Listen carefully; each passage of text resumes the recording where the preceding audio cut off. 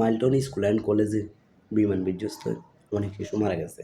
আমরা গভীর শোকাহত, খুবই তাদের পরিবারকে ধৈর্য ধারণ করার তৌফিক দান করে। এছাড়া আমাদের করার কিছু নেই, দূর থেকে দোয়া করা ছাড়া এছাড়া আমাদের পক্ষে কোনো কিছু করা সম্ভব না।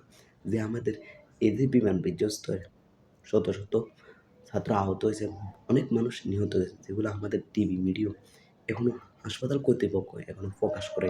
যার স্বজন হারাইছে তাই সে একমাত্র বোঝে স্বজন হারার ব্যথাটা কতটা বেদনাদায়ক, কতগুলো শিশুর জীবন কেড়ে নিল, নতুন প্রজন্মকে ধ্বংস করে দিল। এগুলোর দায়ভার কে নেবে? এই যে 2013 সালে আমাদের এই বিমানটা বাদ দিয়ে দিয়েছে চীনের সরকার, 2025-এ মাঝ আকাশে যে আবাসিক এলাকাতে আমরা এগুলো উঠতে দেখছি। এদের 2025-24-এ 9 মে ওয়াসিম জাওয়াদ বিমান বাহিনী সেখানে চট্টগ্রামে ওইখানে বিমান বিধ্বস্ত হয়ে এখানে মারা গেছে। এরপরে 2025-এ জুলাই মাসে 21 তারিখে যে স্কুলে যেয়ে বিমান বিধ্বস্ত হয়, ওইটা আমাদের যে যুদ্ধ বিমান সেটা আমাদের ধ্বংস হয়ে যায়। যেগুলা বাদ দিয়ে যেগুলো যন্ত্রাংশ বাদ পড়ে গেছে ওইগুলো আমরা মাঝ আকাশে কেন উড়াবো, তাও আবাসিক এলাকায়? আমরা আমাদের একটা বিমান, লেফটেন্যান্ট বিমান এই তৌকির আহমেদকে হারাইলাম।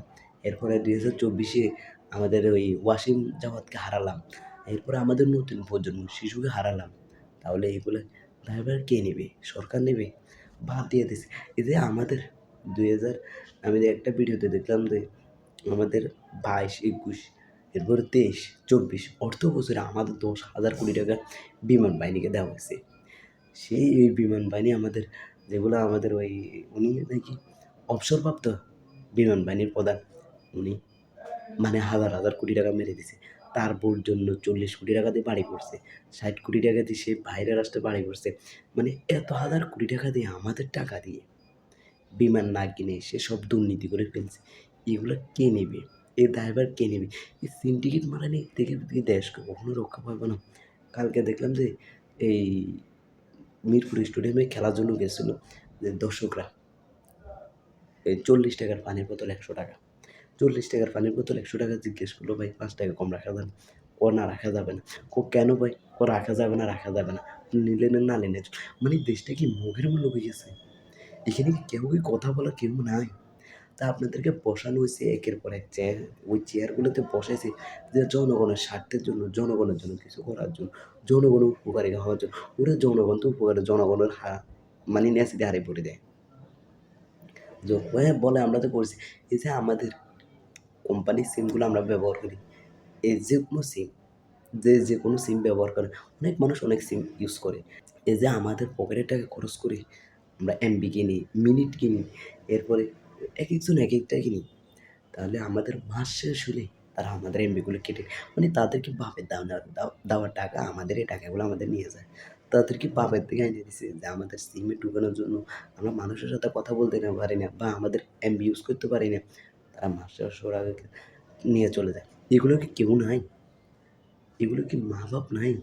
মানে একের পর এক দেশটা দুর্নীতি ভরে গেছে, দেশটা শেষ করে মানে যেতেরে দিবেন হেতে মারে দেবো, যেতেরে দিবেন হেতে কুমিরের মতো সব খাইলো, মানে হেতেরে যা দিবেন সব হেতে ভরিয়ে নেব। আরে ভাই, দেশটা কোথায় আছি আমরা? এই যে ওই মাইলটন স্কুল অ্যান্ড কলেজে যে 60 টাকার পানির বোতল 600 টাকা।